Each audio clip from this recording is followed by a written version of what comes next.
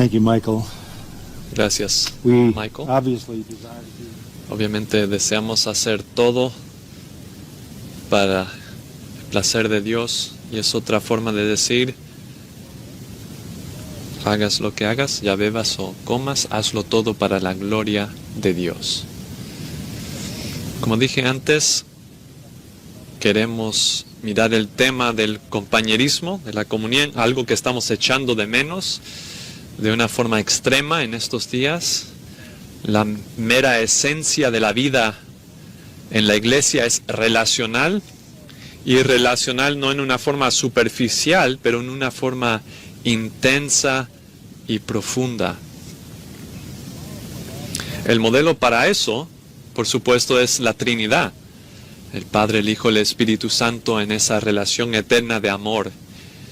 Y nosotros, siendo hechos en semejanza de la imagen de Dios, estamos hechos para relacionarnos.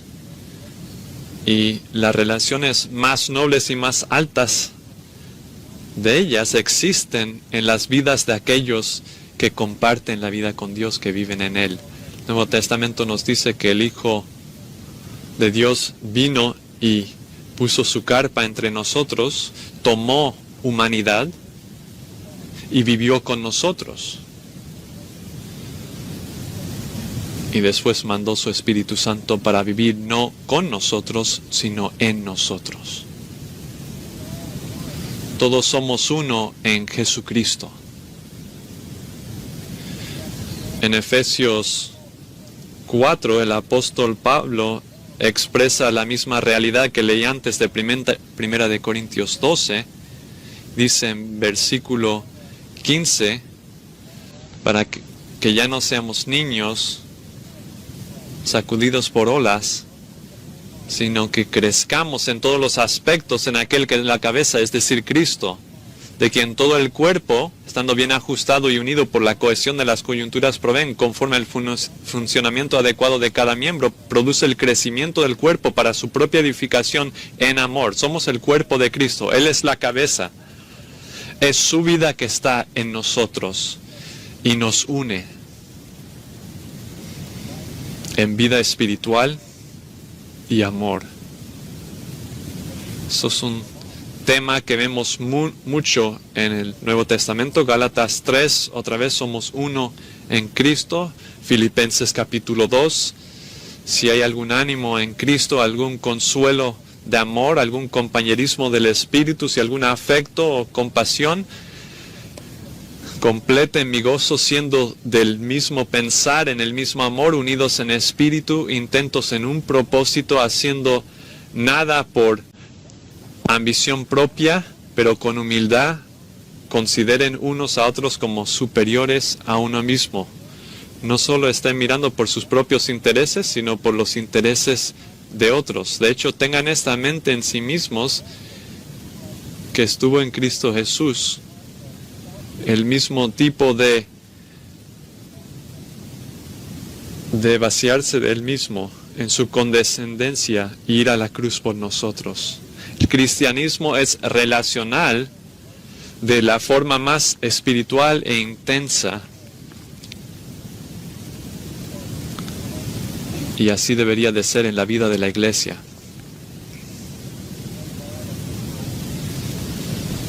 En abril de 1945, en un campamento nazi en Flossenbürg, había un pastor que se llamaba Dietrich Bonhoeffer, que fue ejecutado por orden especial del verdugo de Hitler.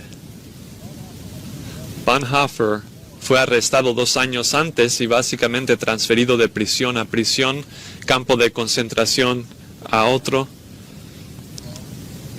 en varias localidades, y con tanto en transferir había perdido todo contacto con cualquier persona que él conocía, que él había conocido. El mundo de afuera era totalmente, fue cortado de él, y él perdió la cosa más preciosa que poseía.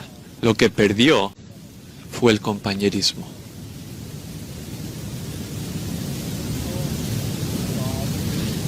Y él pensó, Qué bueno y qué placentero es que los hermanos vivan juntos en armonía. Cuán bueno y cuán delicioso. Y eso de su lectura de Salmo 133. Ese era un tema muy precioso para él. El tema de hermanos conviviendo en armonía. Y había perdido eso. De tal forma que nunca se le restauró en este mundo. Y era una realidad tan preciosa para él que basándose en ese versículo en 133 escribió un libro. Y el libro se titula La vida juntos. Escribió de la riqueza del compañerismo. Déjame citarte algo que escribió. La presencia física de otros creyentes es una fuente de gozo incomparable y fuerza para el creyente. Es una señal física de la presencia del Dios Trino. Cuán inexhaustibles son las riquezas para aquellos que están privilegiados de vivir en comunión con otros creyentes diariamente. Escribió: deja que aquel que tenga ese privilegio dé gracias a Dios de rodillas y declare: es gracia, nada más que gracia, que nos permite vivir en compañerismo con otros creyentes. Y él tenía razón. Aquí en Grace podemos decir amén a eso. Experimentamos eso. Y eso es exactamente como el Nuevo Testamento define la iglesia. Como la iglesia de Cristo se nos muestra como una esposa con un esposo, unas ramas conectadas a una sola viña, un rebaño con un pastor, un reino con un rey, una familia con un padre, un edificio con un fundamento. Y lo más único, un cuerpo con una cabeza. Y esa es nuestra identidad especial, única. Somos definidos en el capítulo que leí antes como un cuerpo. De una forma viva, conectados espiritualmente, mutuamente ministrándonos los unos a los otros. Y esto es ante todo algo espiritual. Es un organismo vivo conectado por una vida eterna en común que Dios da. Es esencial a quien somos. Cuando nuestro Señor oró en Juan 17, que sean uno, no estaba hablando de nuestra habilidad de llevarnos bien, estaba orando al Padre que todos los que vinieran a Él serían uno espiritualmente. Y esa oración se contesta en la iglesia como el cuerpo de Cristo. Estamos conectados espiritualmente y diseñados para compartir la vida, compartir el amor, propósito compartido, ministerio compartido, verdad compartida, poder compartido. Esto es el compañerismo. Esta es la iglesia. El verbo koinoneo, compañerismo, se usa 8 veces en el Nuevo Testamento. 7 de esas veces se traduce compartir en la versión New American Standard. Una, participar, y describe un compañerismo. Y la forma sustantiva se traduce a veces compañerismo, unión, participación, pero es una idea de una dependencia mutua. Participar, contribuir, compartir, uniéndose como compañeros en una vida en común y una causa en común. Somos no solo un reino, no solo una familia, pero un cuerpo. La forma más intensa de describir la dependencia del compañerismo de la iglesia. En toda honestidad, tengo que hacer la pregunta, ¿es eso verdaderamente la perspectiva contemporánea evangélica de la iglesia? En los 1980, cuando Neil Postman escribió un libro titulado Entreteniéndonos hasta morir, y habló de cómo el entretenimiento específicamente había había destruido la mente de las personas, había dañado a las personas, especialmente a través de la televisión. Y dijo esto: por lo menos la televisión es una experiencia en grupo. Y las pantallas se habían estado haciendo más grandes para que más personas pudieran ver. Pero Neil Postman no podría haber pensado que las pantallas no solo se estaban haciendo más grandes, pero ahora se han hecho más pequeñas, paradójicamente.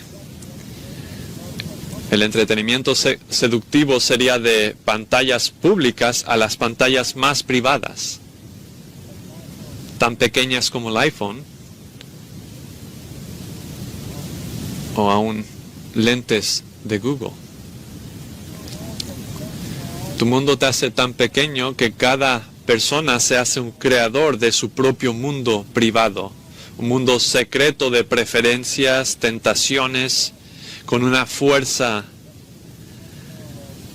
y complejidad sin paralelo en la historia humana. El iPhone es el aparato más egoísta que jamás se ha inventado. Antes se necesitaba un teléfono solo para hablar con otra persona. Ahora tu teléfono se usa raramente para hablar con otros, pero mayormente para crear tu propio mundo privado. La tecnología ha puesto en mano y muy pronto en la nariz y ante los ojos de todos nosotros el mundo más egocéntrico y tentador y poderoso que jamás se han imaginado. Escoges lo que quieres. Escoge tus relaciones. ¿Quién puede entrar a tu mundo y quién no puede entrar?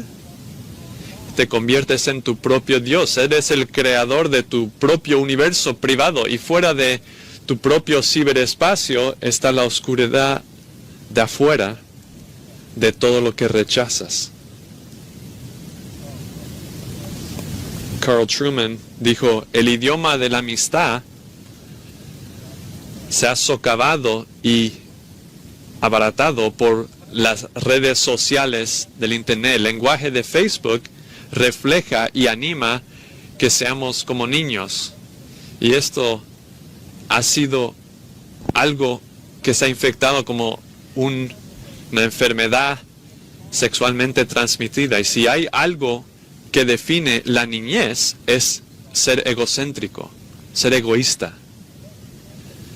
Y al menos que pienses que eso no existe en la iglesia, pregúntate si no hemos visto la juvenización de la iglesia últimamente. La iglesia se ha convertido en lo que satisface el egoísmo de todos. Carl Truman dijo que las relaciones se despliegan en el mundo no físico de la Internet. Niños de la secundaria pasan 9 horas al día en su propio mundo. Truman dice: son como amibas que existen en un mundo que no es real. Ningún sacrificarse, ninguna vulnerabilidad, ningún valor. Compañerismo de verdad no puede existir en el mundo de avatares autocreados. Requiere personas de verdad, creadas por Dios. El cristianismo no es una experiencia privada. La iglesia no es una experiencia privada. La moda está moviéndose rápidamente hacia una norma de las personas creando su propio mundo virtual con preferencias autoescogidas, haciéndolo lo que quieran que sea y cerrando a los demás fuera. Pueden subir su nueva creación al Edén del Internet. Una persona autocreada, digitada, una proyección autoproyectada del diseño propio. La cultura como resultado se ha convertido en algo más autoaislado, autoabsorbido, individualista, moralmente corrupto y moralmente relativo, y ciertamente de más buscar los derechos. Esperas conseguir lo que quieres porque puedes crearlo. Y la iglesia, bueno, a nosotros se nos ve como no necesario. Estamos viendo ahora, descubriendo ahora que los lugares que venden marihuana son necesarios. Tiendas que venden alcohol son necesarias. Pero las iglesias no son necesarias. Porque todos pueden crear su propia religión. La iglesia evangélica por décadas ha tratado de darle a la cultura lo que quiere. ¿Y qué quiere la cultura? Quiere privacidad, quiere comodidad, compromiso bajo, anonimidad, no tener que rendir cuentas y autorrealización. Así que la vida de la iglesia está cayendo víctima del diseño autoseductivo. Y la gente, escucha a la gente decir, es difícil encontrar una iglesia que me gusta. Ah, de verdad. Porque no podemos todos ser la primera iglesia de tus iTunes, donde tienes toda tu música, todos tus sermones y todos tus amigos. En una iglesia de verdad, a lo mejor tienes que verte con un enemigo. O alguien que está fuera de tu mundo preferido. A lo mejor vas a escuchar un mensaje de un predicador que no dice lo que tú crees. Y no le parece importar. Y lo peor de todo, a lo mejor tienes que escuchar un antiguo himno de tiempo 4/4, dirigido por un anciano. Y a lo mejor eso es demasiado para tu mundo autocreado. Si quieres eso, bueno, esta era en particular de nuestra historia, este distanciamiento, a lo mejor es ideal para ti. Porque no necesitas a nadie más de todas formas. ¿Esto no te parece a ti algo extremo o difícil? Puedes todavía hacer el puzzle de tu vida como a ti te gusta.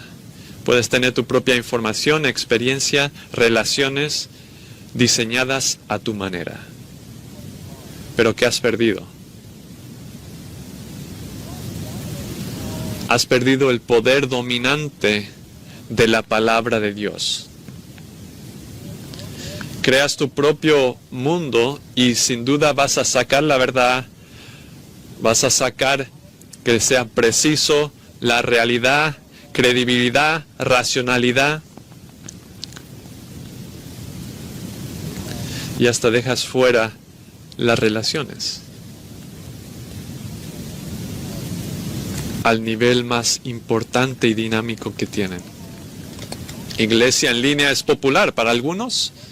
Esto no es ningún cambio. Y entrar a un edificio oscuro y ver una pantalla plana, un predicador de pantalla plana, no es distinto a quedarte en tu casa y ver un predicador de pantalla ahí. Leí donde un líder dijo, los mileniales jóvenes están dejando la iglesia y acercándose a Jesús. Ah, de verdad. Dejando la iglesia y yendo hacia Jesús. Eso es temeroso, porque están yendo hacia el Jesús que ellos han creado. Están dejando a la iglesia porque no quieren venir bajo la autoridad de la palabra de Dios. La iglesia no es necesaria. Puedes unirte a un grupo electrónico, un grupo de Facebook. Puedes escuchar lo que quieras y no escuchar a lo que no te gusta. Plantar tu propia iglesia con un miembro, exclusivo y aislado.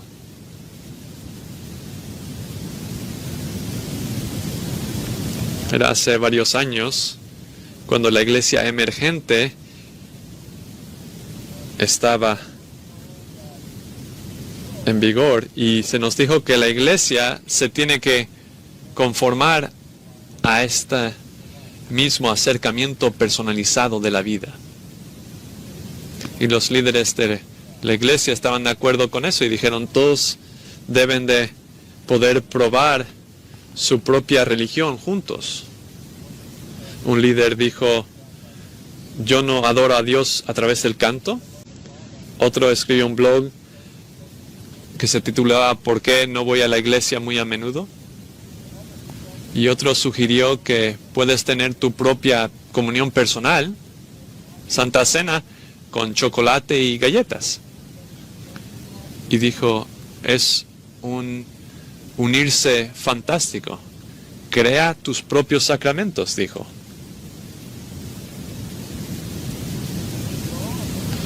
Hay muchas cosas que me preocupan y una de ellas que está hacia arriba en la lista es que la iglesia ha caído víctima de una eclesiología débil, una definición de ella misma, y eso va a hacer más rápido el decline, aún en la era de el impacto rápido de la doctrina sana. Las iglesias están más preocupadas con cuál es el plan de medios de comunicación, que es el plan de la tecnología, que estar preocupados por cuál es el plan de proclamar la verdad. Y estar separados así funciona bien para muchas personas, pero no para la verdadera iglesia, porque la iglesia verdadera es necesaria. Nos necesitamos, no funcionamos sin el uno al otro. Y la iglesia crece para ser como Cristo a través del ejercicio mutuo de los dones espirituales. Si nos mantienes separados, haces un cortocircuito en nuestra vida, nuestro crecimiento y nuestro testimonio. Así que pensé que quizás este domingo y el siguiente quiero que abran sus corazones y sus mentes a cuán importante, cuán vital es nuestro compañerismo y cuán necesario es la iglesia. Qué crítico es que nosotros estemos juntos. Y quiero solo dejar en categorías lo que dice el Nuevo Testamento para darles un claro entendimiento del compañerismo de la iglesia. Punto 1. ¿Cuál es su base? ¿Cuál es su base? ¿Cuál es la base de nuestro compañerismo? ¿Qué es el terreno común que nos une? No es emocional, no es denominacional, no es de la sociedad, cultural, racial, no es ecuménico y tampoco es teológico. No es humano, no es experimental, es espiritual y es divino. Y solo les llamaría la atención a Primera de Juan, capítulo 1, versículo 3, donde leemos esto. Lo que hemos visto y oído, os proclamamos también a vosotros, para que también vosotros tengáis comunión con nosotros. Y en verdad, nuestra comunión es con el Padre y con su Hijo, Jesucristo. Nuestro compañerismo es el compañerismo de aquellos que están conectados al Padre y al Hijo. Y eso significa que la salvación es la base de nuestro compañerismo. La meta del Evangelio no es solo rescate del infierno eterno, es eso, pero no solo eso. Pero el compañerismo con Dios, Padre, Hijo, y añadiríamos Espíritu Santo, eso es lo que pidió Jesús en Juan 17, que sean uno con nosotros. Primera de Corintios 6:17, el que está unido al Señor es un espíritu. El compañerismo es el enlazar de aquellos que comúnmente poseen la vida que Dios da a través de la fe en Cristo. Estamos en el compañerismo por la salvación y estamos en ello para siempre. Nuestro compañerismo es con el Padre, el Hijo y el Espíritu Santo.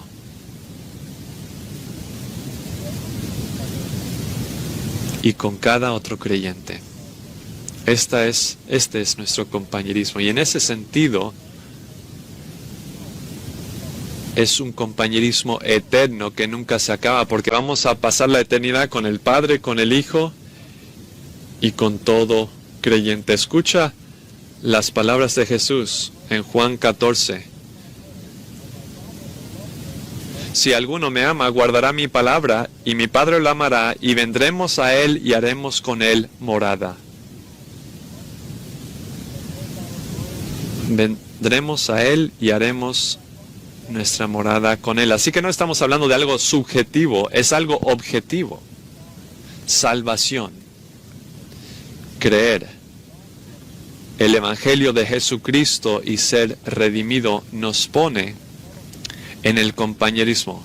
Escucha las palabras de Pablo en 1 de Tesalonicenses 4:9. Mas en cuanto al amor fraternal, no tenéis necesidad de que nadie os escriba, porque vosotros mismos habéis sido enseñados por Dios a amaros unos a otros, porque en verdad lo practicáis. Si hay algo que caracteriza el compañerismo, es un amor en común. Estamos todos unidos en el amor de Dios Trino. Amamos al Dios Trino y amamos a todos los que le aman. Cada persona realmente salva, regenerada, justificada,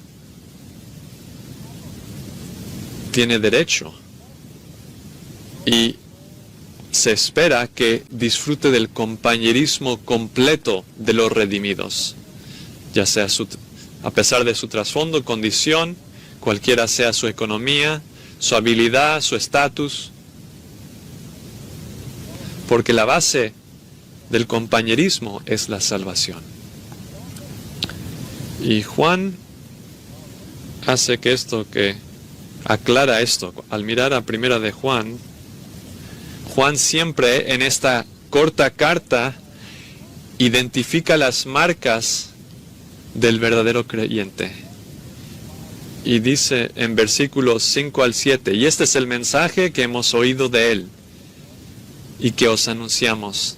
Dios es luz y en él no hay tiniebla alguna. Si decimos que tenemos comunión con él, pero andamos en tinieblas, mentimos y no practicamos la verdad. Mas si andamos en la luz, como él está en la luz, tenemos comunión los unos con los otros, y la sangre de Jesús, su Hijo, nos limpia de todo pecado. Juan dice, ¿estás en la luz o en la oscuridad? Es decir, ¿eres salvo o estás perdido? ¿Estás en el compañerismo o fuera de él? No es lo que dices, es lo que haces, es cómo vives, es cómo caminas. Y ahí se ve la verdad. Y si verdaderamente estás en el compañerismo, entonces caminarás, como dice el versículo 7, en la luz de la verdad, de la virtud. Y disfrutarás la comunión con otros, que también están en la luz. Estarás continuamente siendo limpiado de tus pecados. Versículo 9 añade, si confesamos nuestros pecados, Él es fiel y justo para perdonarnos los pecados y para limpiarnos de toda maldad. Otra característica de los que están en la luz es que son confesores. Siempre están en el compañerismo, están en la luz y siempre están confesando su pecado y siempre están siendo limpiados. El cristiano nunca puede estar fuera del compañerismo. Es imposible. No es que no pecamos, eso sería engañándonos a nosotros mismos, como dice el versículo 8, y en contra de la palabra, como dice el versículo 10. No es que no pecamos, pero la dirección de nuestra vida es hacia la verdad y la santidad. Dr. Barnhouse dijo, un hombre caminando en un barco podría caerse su caída le dolería, pero no le dolería como si se cayera del barco. El creyente cuando peca, cae al piso, pero nunca se pierde cayéndose al agua. Cristo va a asegurarse de que ninguna ola, ningún poder, ni principado, ni cosas por venir, ni alturas, ni profundidades nos puede llevar del barco, nos puede sacar del barco. El compañerismo es para siempre. Como David a lo mejor tenemos que orar, Señor, restáurame el gozo de tu salvación, pero nunca tendríamos que orar, restaura la salvación, porque la salvación no se pierde, no se puede perder. Estamos siempre en el compañerismo. Todo verdadero creyente es uno con el Señor que habita en todos nosotros a través de la regeneración, y somos unos, el uno con el otro. Venimos el uno al otro en Cristo, como hermanos y hermanas en la familia y como miembros del mismo cuerpo de Cristo. Bonhoeffer entendió esto cuando escribió: soy un hermano a otra persona a través de lo que Cristo hizo por mí y a mí. La otra persona se ha convertido en un hermano para mí a través de lo que Jesucristo hizo por él. Y el hecho de que somos hermanos solo por Jesucristo es de importancia sin medida. No lo que un hombre es en sí mismo como un creyente. Su piedad o espiritualidad constituye la base de nuestro compañerismo. Lo que determina nuestro compañerismo es lo que ese hombre es por lo que Cristo ha hecho. Nuestro compañerismo el uno con el otro consiste únicamente de lo que Cristo ha hecho por nosotros. Y cierra diciendo, por todo el futuro y por toda eternidad. Es así. El compañerismo cristiano no es un ideal que esperamos realizar, que debemos de realizar. Más bien es una realidad creada por Dios en la cual participamos. Queremos hacer todo lo que podamos para mostrar esa realidad espiritual en la forma en que vivimos nuestras vidas. Pero la base de nuestro compañerismo es que estamos en Cristo. Eso es muy fundamental. Y muy claramente dice esto, que la iglesia consiste de aquellos que están en Cristo. Esa es la iglesia. Eso es una iglesia. Cuando se reúnen como iglesia, se asume que están en Cristo. Eso es lo que es una iglesia. La iglesia nunca se ha diseñado para no creyentes. Que bueno, cuando vienen, ven el testimonio, escuchan el mensaje. Pero la iglesia es un compañerismo que es el cuerpo de Cristo de aquellos que comparten su vida. Esa es la base de la iglesia. Pero ¿cuál es la naturaleza de la iglesia? Y en eso estoy diciendo cómo funciona, cómo debemos vivir esta vida espiritual en común. Y creo que un buen texto para eso es en Hechos, donde vemos la primera mirada de la iglesia y cómo funciona. Hechos capítulo 2 lleva al día de Pentecostés, donde nació la iglesia. Y eso es lo que leemos de la iglesia. Esa primera iglesia, ese primer día, mismo día que el Espíritu Santo vino y creó la iglesia, el cuerpo de Cristo. Versículo 42 dice, y se dedicaban continuamente a las enseñanzas de los apóstoles, a la comunión, al partimiento del pan y a la oración. Ahora, ¿quiénes eran estas personas ese primer día? Bueno, sabemos quién eran. Pedro dice en versículo 38, arrepentíos y sed bautizados cada uno de vosotros en el nombre de Jesucristo para perdón de vuestros pecados y recibiréis el don del Espíritu Santo. Así que eran aquellos que se arrepintieron, creyeron en el Señor Jesucristo que se había levantado de los muertos, recibieron perdón y se les dio el Espíritu Santo. Esos eran los que estaban ahí. Versículo 41 les describe un poco más como los que habían recibido su palabra fueron bautizados confesando públicamente su fe en Cristo y se añadieron aquel día como 3,000 almas. Así que hay 3,000 personas que se arrepintieron, creyeron en el nombre de Jesucristo, fueron bautizados en ese nombre, recibieron el perdón de pecados y se les concedió el Espíritu Santo.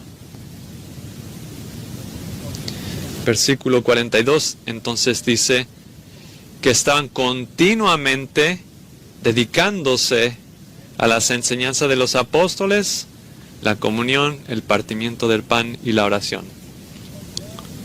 Este era un momento singular en la vida de la iglesia porque todos los que profesaron fueron los que poseían.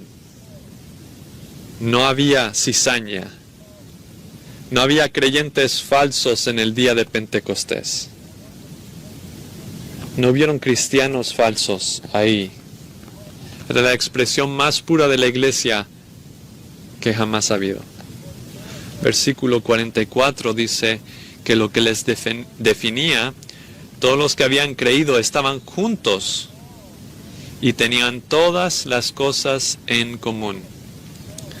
No solo estaban compartiendo vida espiritual en Cristo, no solo poder espiritual, pero expresaron su compañerismo al estar en comunión.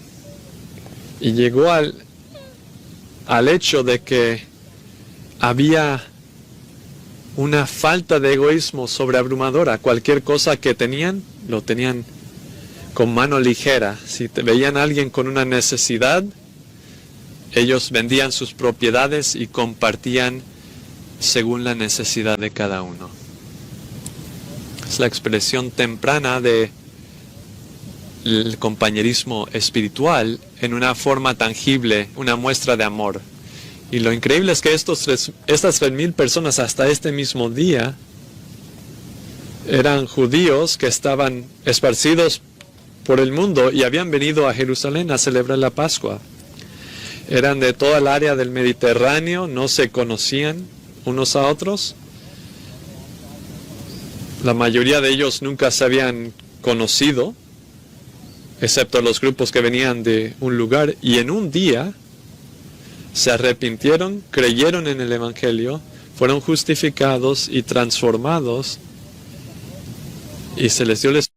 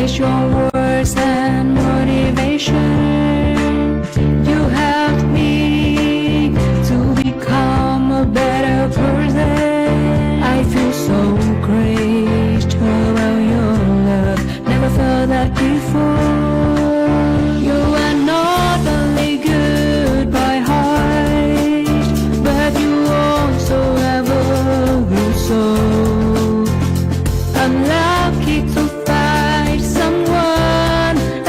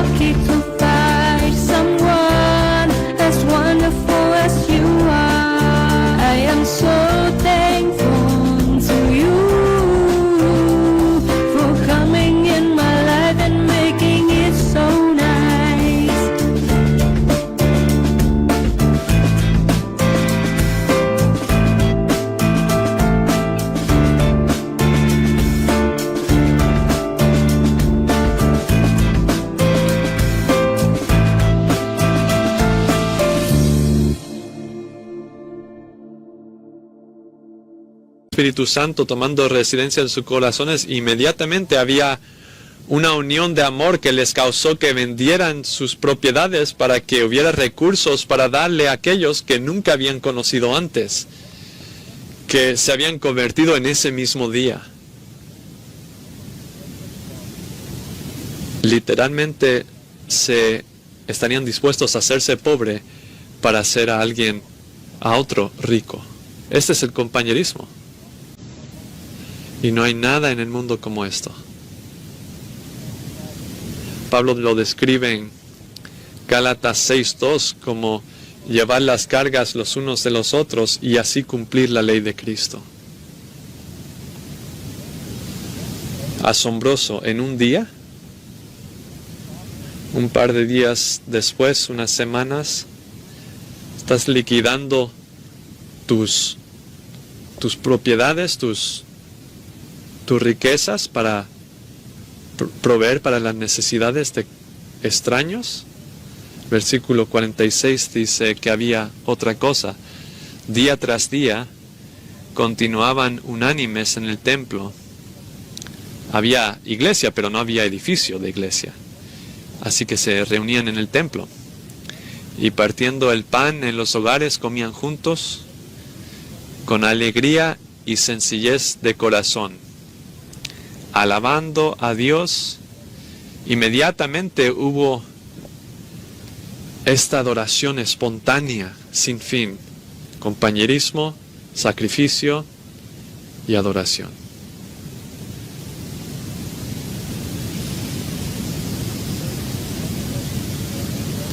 Había un pagano, Aristedes, que escribió esto. Viven en pureza, negándose todo para algo que va a venir en otra vida. Cuando hay alguien entre ellos que tiene pobreza, ellos ayunan 2 o 3 días para proveer al necesitado con la comida necesitada. Tal es la ley de los cristianos y su conducta. Esta fue la iglesia temprana, como vimos en Filipenses 2. Miraban no a los suyos, sino a los de otros. Consideraban a otros superiores a sí mismos. Apóstol Pablo en Romanos 1:11 dice: deseo verles que les imparta algún don espiritual que sean establecidos, para que yo sea animado juntamente con ustedes mientras esté ahí y edificándonos mutuamente. Dice: quiero estar con ustedes por el ánimo que recibo en el compañerismo. Compartir amor,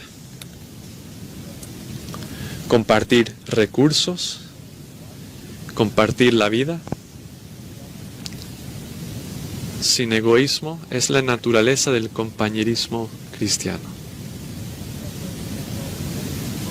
La iglesia contemporánea evangélica está llena del evangelio de prosperidad, en el cual todos quieren conseguir lo que ellos quieren. Nada podría ser más demoníaco que eso. Nada se podría introducir a la iglesia que es más en contra de todo lo que es la iglesia. Si estás mirando a la iglesia para ver qué puedes conseguir tú no entiendes la iglesia. Y posiblemente, seguramente no entiendes el evangelio, porque el evangelio no te hace egocéntrico, te hace centrado en Cristo. Y Cristo está centrado en otros y así también tú lo serás. Una realidad final de hablar en esta mañana es el símbolo de la iglesia. ¿Cuál es el símbolo de la iglesia? Hay algo que podemos ver que demuestra este compañerismo gozoso, sacrificial. El símbolo está ahí en 1 Corintios, capítulo 10, versículos 16 y 17.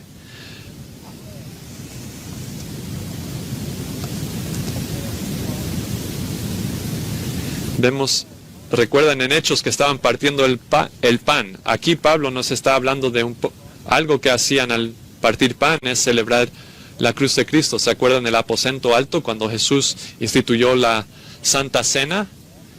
El pan y la copa recordándoles de la muerte, el pan que simbolizaba su cuerpo que dio por ellos, y la iglesia en Hechos, cuando se juntaban en la mesa del Señor, en la comunión, Pablo habla de esa comunión en 1 de Corintios 10, 16. ¿No es la participación en la sangre de Cristo? El pan que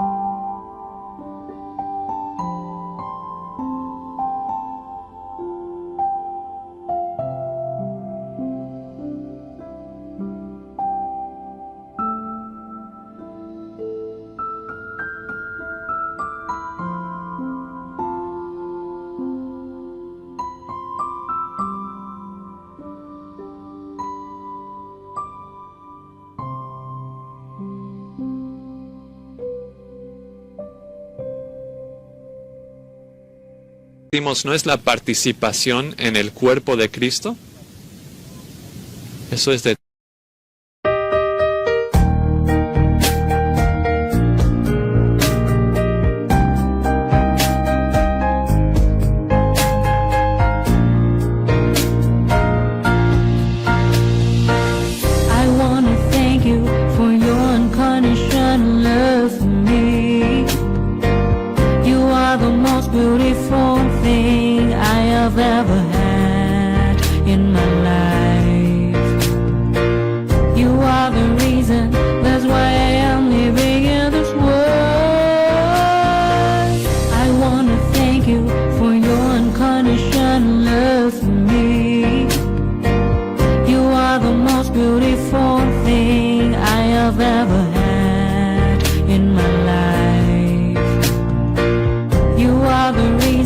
That's why I am living in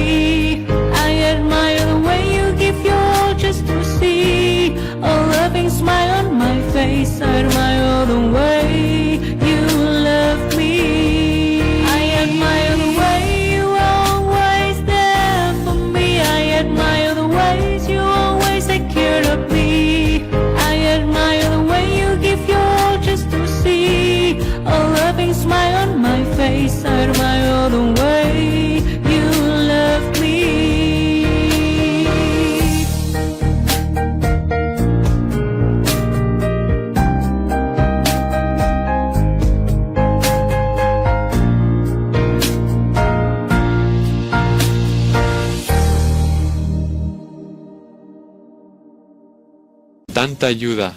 Pablo está diciendo, este es el punto de enfoque cuando el cuerpo se une para compartir la copa y el pan, porque compartimos el cuerpo y la sangre.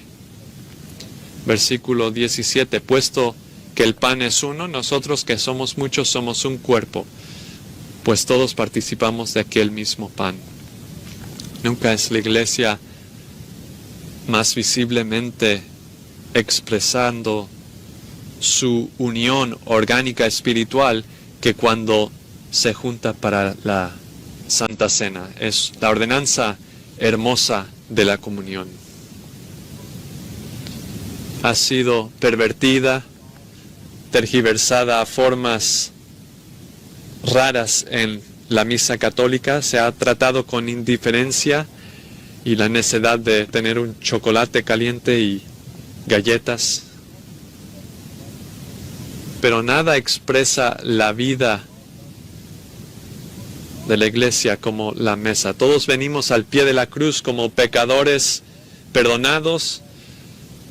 Llegamos siendo uno con el Señor y el uno con el otro. La comunión visualiza nuestro compañerismo. Cristo es la cabeza, todos somos miembros de su cuerpo, igualmente redimidos, compartiendo su vida, sustentados por esa vida. Y la mesa del Señor nos humilla. La mesa del Señor nos nivela. La mesa del Señor nos llama a autoexaminación. Pablo dice, no vengas al menos que te has examinado. La mesa del Señor vívidamente muestra nuestra reconciliación con Dios por Cristo y su cruz. Estamos unidos por el cuerpo y la sangre de Cristo visiblemente en esa mesa. Recuerdo estando en una gran iglesia, una mega iglesia, no me gusta el término, pero al final del servicio el pastor dijo, bueno, este es domingo de comunión, así que hemos dejado algunas galletitas y jugo al lado de la puerta, así que tomen eso al salir. Y despidió el servicio. Eso es impensable. Eso era casi blasfemia. Venimos seriamente a la mesa del Señor.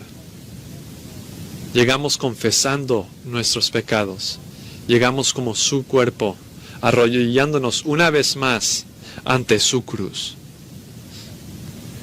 Y nos enfrentamos con nuestra pecaminosidad. Es tan importante. Un autor dijo, se ausentó de la adoración y de la mesa del Señor, y el pastor fue a verle, y después de hablar de los temas involucrados, al estar ahí al lado de la chimenea, el pastor tomó las pinzas y separó algunas de las ascuas, esparciéndolas alrededor, y en un momento se murieron las llamas, y en otros momentos las ascuas perdieron su color y se hicieron negras. Y el pastor miró al miembro y dijo, ¿entiendes? Y el hombre tuvo gracia y sabiduría bastante para decir, sí, entiendo. Y el pastor tomó las pinzas otra vez y tomando las ascuas las reunió de nuevo, y tú sabes qué pasó. No pasaron muchos momentos después de que agarraron su color y subió otra vez el fuego. Y el pastor otra vez miró al congregante errante y le dijo, ¿entiendes esto? Dijo esto, que no dejes que nada te divida en tu compañerismo con tu familia de creyentes, porque los dos perderán, y también la integridad de la iglesia. La llama bajará y los fuegos de vida espiritual se perderán. Recuerda, reunirse en la mesa del Señor, porque ahí es donde nos unimos, y lo más cerca que estamos al Señor en su mesa, más cerca estamos en uno del otro. Y eso prende el compañerismo. Es una mesa santa. Algunos han preguntado por qué no estamos haciendo comunión virtual. Porque no existe tal cosa. No hay tal cosa como compañerismo virtual. o comunión virtual. La misma palabra niega eso. Comunión, compañerismo virtual, compañerismo virtual. La iglesia no conoce nada de comunión virtual. Podemos comunicar la palabra de Dios, podemos dirigirles en adoración, pero no podemos expresar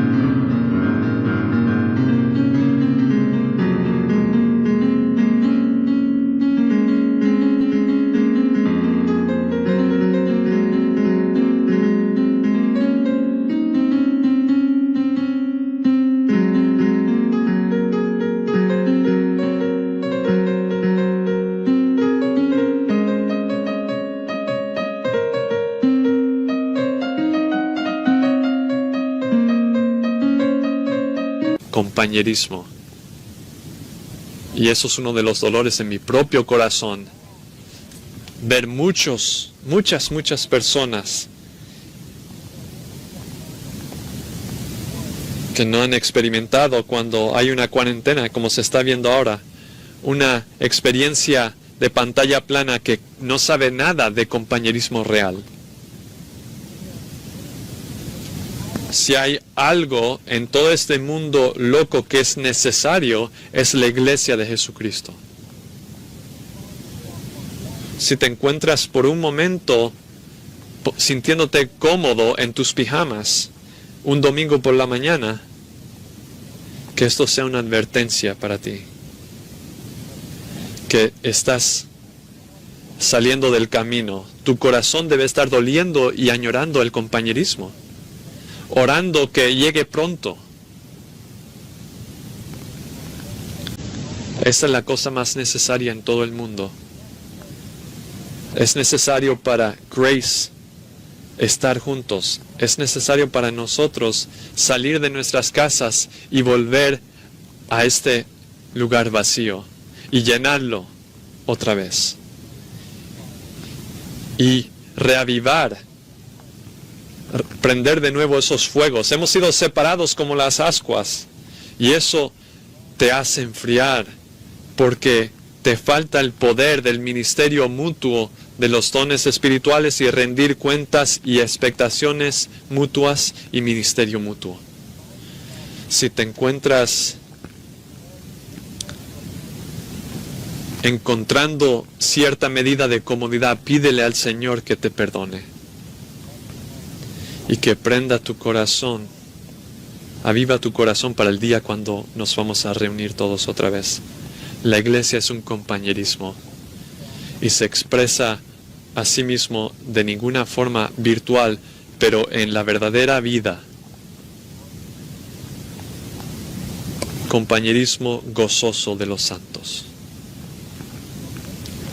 Así que la base de nuestro compañerismo es nuestra salvación. La naturaleza es una vida compartida y el símbolo es la Santa Cena. Y el primer domingo que volvamos, estaremos en esa mesa. Pueden asegurar eso. Hay mucho más que podríamos decir del compañerismo, pero tendrán que esperar hasta la próxima semana. Padre, gracias por darnos esta revelación preciosa de nuestra identidad en Cristo. No solo nuestra relación a ti y tú a nosotros, pero nuestra relación también a cada otro creyente. Gracias por Grace, gracias por el amor que existe en este lugar, por la vida compartida, por el sacrificio y servicio, por el ministerio de dones espirituales, por la expresión de los unos a otros. Gracias que este es un lugar de descanso y un oasis para personas de toda tribu y nación. que se ve aquí como el mundo porque hay gente de todo el mundo que están en este compañerismo, y no hay barreras de raza, no hay barreras de nacionalidad, no hay barreras de etnia, porque somos unos en ti. Y Señor, deseamos reunirnos otra vez y confiamos que tú nos vas a dirigir en esa expresión. El mundo no nos aprecia, es hostil contra nosotros, nos odia porque están en los regazos del maligno. Y hacer daño a la iglesia no tiene consecuencia para ellos, no les importa. A muchos que están en poder, ellos estarían contentos si la iglesia nunca se reuniera. Pero Señor, tú tienes que abrir la puerta para que nosotros podamos reunirnos. Somos la cosa más necesaria, la expresión más necesaria de vida divina en el mundo. Tenemos que dejar que brille esa luz para que el Evangelio sea creíble. Entre tanto, Señor, danos oportunidades continuas de ministrar tu palabra y encontrar formas de ministrar a tu pueblo y a muchos otros por la causa del Evangelio. Te damos gracias en el nombre de Cristo. Amén.